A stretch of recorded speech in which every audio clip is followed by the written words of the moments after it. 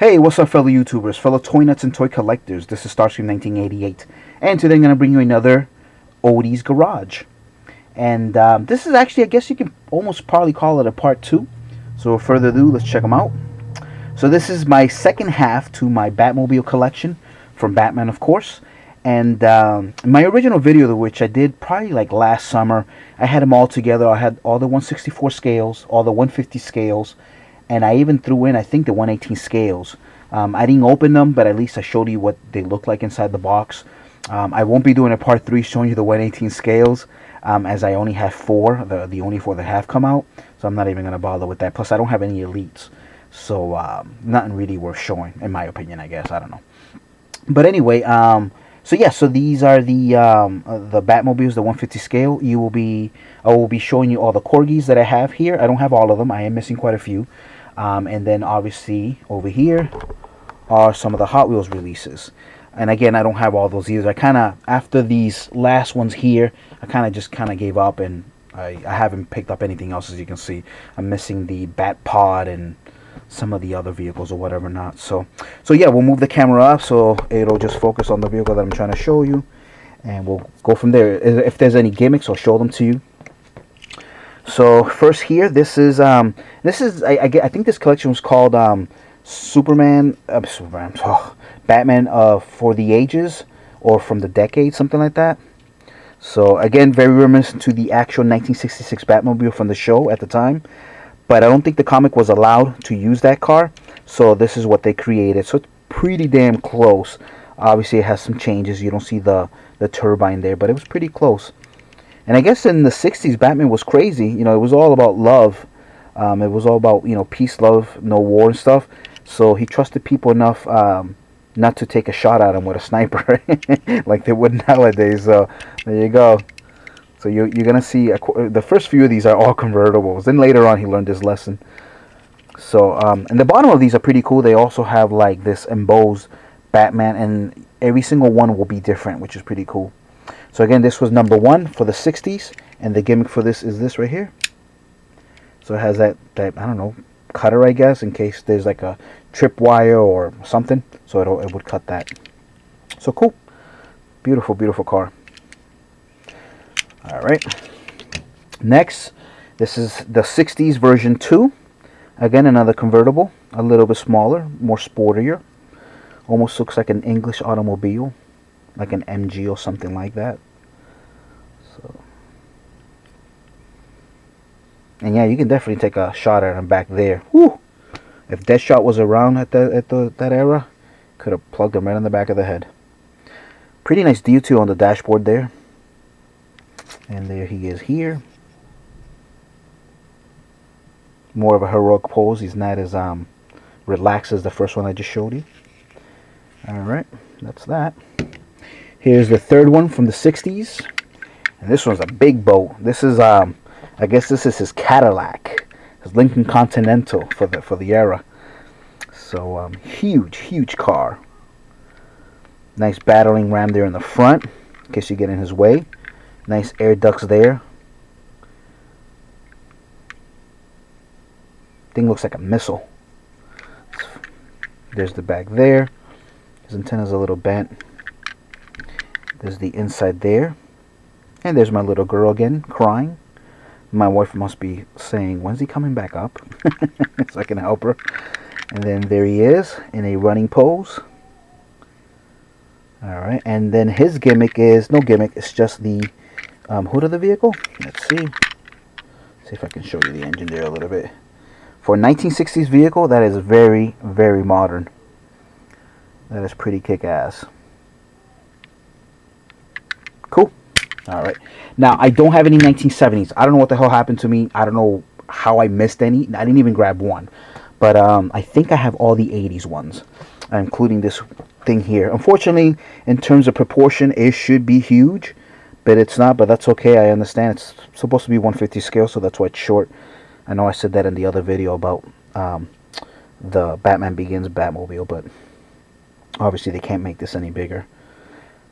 Actually, if they would have made a 118 scale of this, it would have looked incredible with the rest of these toys here. So that probably would have made a little bit more sense. But I don't think this exists. So it's basically a jet, or actually this is submarine here. And you press the button here, and now you have the jet, which actually looks like a penguin if you look at it this way. So this really should have been the Penguin Mobile, I think, you know, without that being like that. And because it's small, obviously there's no embossed Batman in the bottom. Got some nice turbines there. I don't know if this is like a VTOL type of hovercraft where it goes up and then, you know, flies away or whatever. So it's possible. I've never seen this before in comics or in anything. So I don't know if it's just made up for this line or it might have existed somewhere. And there's your intakes right there. Alright. Now this is the first Batmobile of the 80s. Now when you look at this one, I mean, this is definitely superpowers. It isn't, but it's really, really close. The superpowers one is very similar to this, as you can see. And again, this is also a convertible.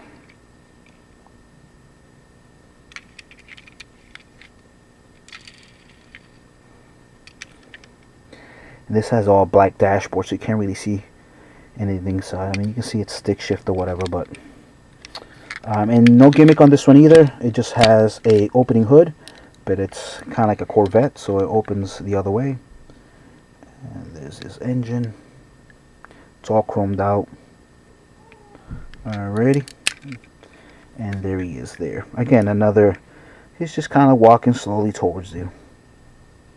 Okay. Version 2 of the 80s. Now this, I actually used to own comics. I mean, I got rid of my comic book collection, for those of you that follow me and know this. But Norm Breyfogle actually created this Batmobile. I want to say in Detective Comics back in the early 600s, maybe 500s probably. So this definitely was in the comic books, and Norm Breyfogle drew it. So, or it could have been no. I'm gonna stick to Norm, as I believe Norm at the time was doing Batman and Detective Comics. The next one coming up, he also created. A lot sleeker, almost tank-like. No turbine, regular engine. And there it is, more than likely a V12, maybe even a V16. So, cool. It's that one. Version 2. I'm sorry, version 3. So another almost tank-like, super sleek. And this was also in the comics back in the middle 80s. And this one is back to turbine. And then here's the inside. This does slide back. Nice console. You got your Knight Rider steering wheel there. Looks like a jet. This one has a lot of detail. This one's really nice. And it is a single seater. Alright. And this is not a version 4. This is actually a only one-of-a-kind version. This is his subway rocket. This is also in the comic books. I think in the comic book it looked a little bit different. And the gimmick on this was, and unfortunately they didn't create it because it would have been hard. But in the comic, you would say, well, how would he back up? Actually, this would flip over. Even though I'm flipping it here, this would flip. As you can see, it's there. And if there was a train coming, before he could, you know, with his computer, switch the rails, he would just be able to back up. So this is a different version of that one, but this does exist in the comics too, which is pretty cool. It looks a little bit different. I mean, I like this one a little bit more. The comic book one was very, I don't know, it was just plain. It looked like the same thing on both sides. It was meant to go this way or that way, and the chair would just flip around, which is pretty cool. So this one, they made it more, I guess, more like a vehicle. And then there's the inside there, which is really nice. Kind of, I thought does this move? No, it doesn't. So when you move the tires, this is the front. Trying to figure it out. Oh, here we go. I think it has to be on the floor, but when you do move the tires, the engine starts rotating, so it looks like a turbine, because that is a huge turbine. And there he is.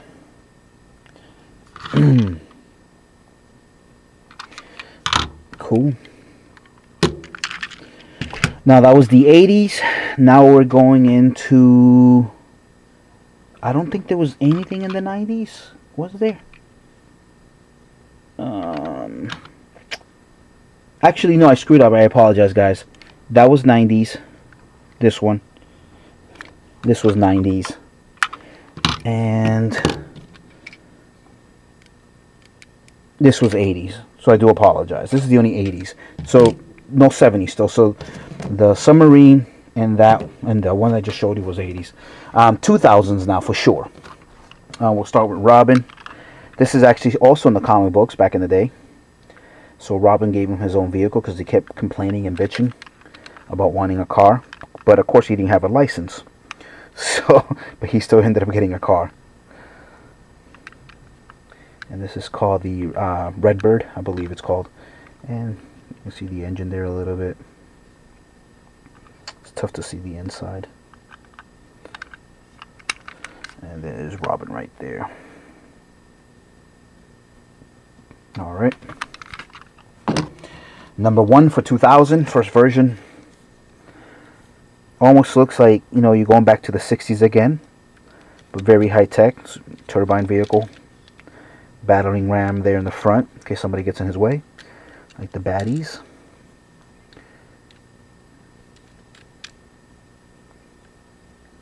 Alrighty. And no gimmick on this either. And again, another relaxed pose. Very heroic, but relaxed. Version 2 of the 2000s. Again, this was also in the comics. If you have any of those comics from back in the day, that vehicle was there. A little retarded on the wings. I think they're a little too big, but another battling ram there.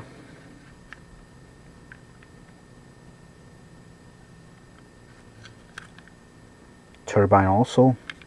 And no gimmick. Well, yeah, the gimmick is just that you get to pop the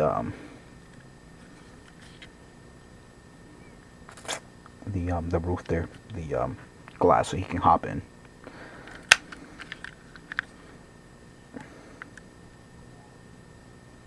All right.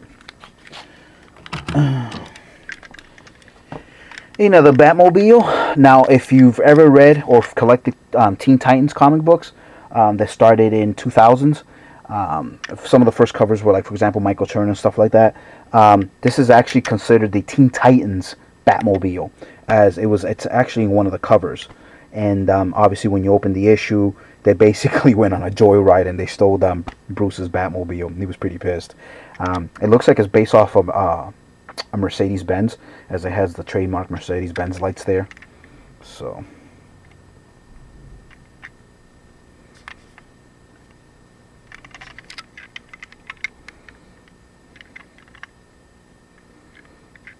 and it's not a turbine, it's just normally aspirated. And its gimmick has gull-wing doors, even though it's a T-top. So it's not a convertible, but it's a T-top. So it's kind of funky. Alright. And then the bottom there. Cool. Nice fatty tires. And this is the last year, or the last one for the 2000s. And this is badass. This is really, really cool. It's just super sharp.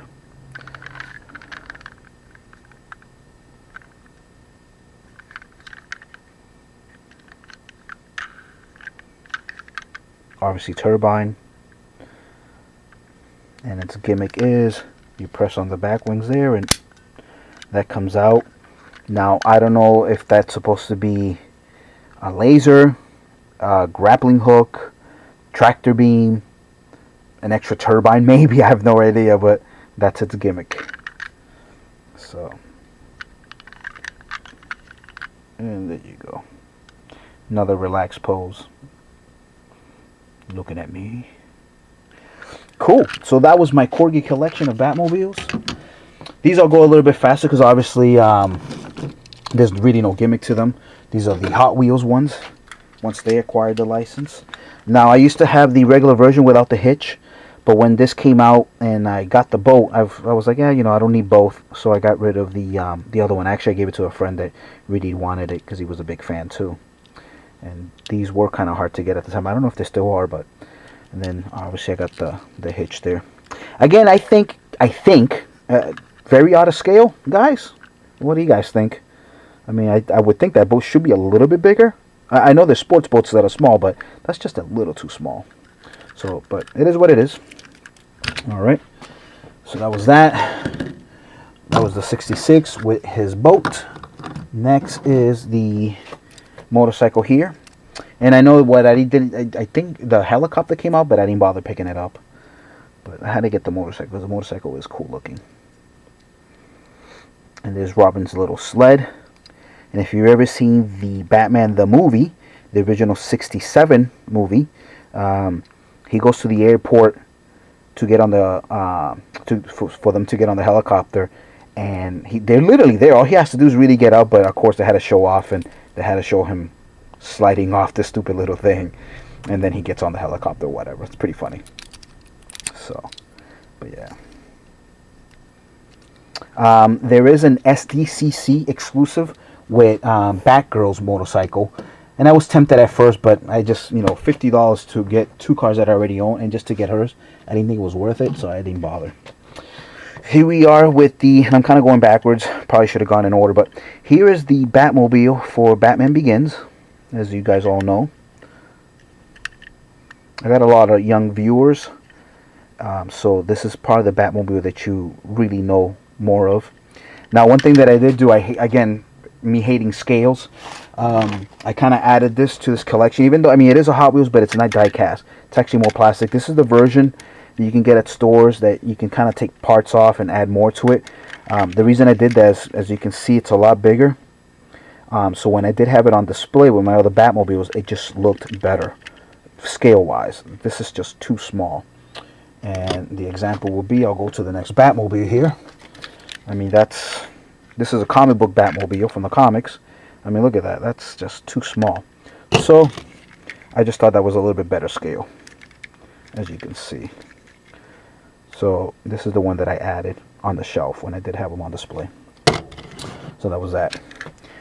This Batmobile here, I'm not exactly sure in what issue it came out in, what era. It is nice, though. I honestly don't remember the comic. This could have been All-Star Batman for all I know. Maybe that's what it's from. The story that Frank Miller and Jim Lee did. So it could be from that. So I'm sure somebody will let me know. Another super iconic one. I wish they would have made a 1/64 scale version of this. This is the Batman Batmobile from the animated TV series. And as simplistic as it is, I just love it. I think it's an awesome, awesome Batmobile. The cool thing about these 150 scales is that at least they add paint apps, unlike some of the smaller ones. So, and these tires are not really chrome; they're really like a gunmetal. They just kind of look chrome on camera. So, and then this is the front. My favorite Batmobile of all time. I like the 66, probably number 2 after this, but this is what brought me back to Batman in the 80s, because I was not collecting. I started collecting comics in 1984, a year before Marvel's 25th anniversary. I wasn't collecting any DC at all, but when I found out about this movie and I saw this car, I fell in love with it. So from 89 up, I started collecting Batman comics again. Or I should say started for the first time. Very iconic.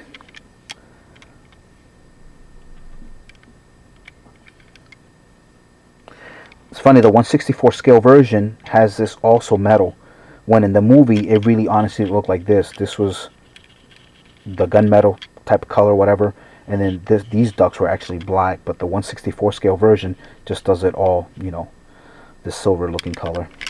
And obviously that moves there, just like the 1/18 scale version does. Cool. Even the bottom isn't plain, it's nice. Has some detail. Alright. I was having trouble when I was doing the 1/64 scale. Definitely, so Batman, Batman Returns, Batman Forever. So this is the Batman Forever one.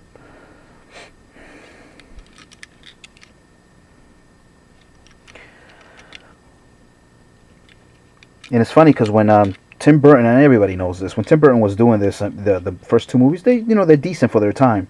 When you look back now, you look at them, you still probably might think they're corny, but I mean, Joe Schumacher definitely destroyed the series from three up. Even at the time when this came out of the movie, I hated it. Now I love it. I don't know why. I think it's really cool. But at the time, I was like, "What did he do? What's with the neon? And you destroyed it." So I was pretty upset, just like a lot of the fans. So, and I think his cockpit moves too. Yep. And that's all chromed out. Alright, and we're coming to the very, very last Batmobile. And this is the one from Batman and Robin. The worst of the four. I mean, George Clooney is considered one of the greatest actors of our time now. But that movie was just bad. But it probably wasn't his fault. It's, whoever wrote the script. And once you sign a contract, you sign a contract. And, it is what it is. So, again, another Batmobile that I hated at the time. But now, I just think it's awesome. I grew to love it. Now again, this last one that I'm showing you and the one prior, they do exist in 1/64 scale, but you can only get them in the very limited collection of the oil can collection or whatever. It's a transparent round cylinder. They make the '89 Batman Forever, Batman and Robin. There's a 1/4000. Which has like a lot of purple and blue or whatever, and then there's a regular 1 in 10,000s, which are all black with chrome and stuff like that, just like the ones you're looking at here. So those are available in 1/64 scale, but you have to get those. So that's basically it, folks. Again, thank you so much for watching. As always, you guys are awesome for sticking by. Those that you did stick by. If you didn't stick by, that's cool. It is what it is. You might come back later.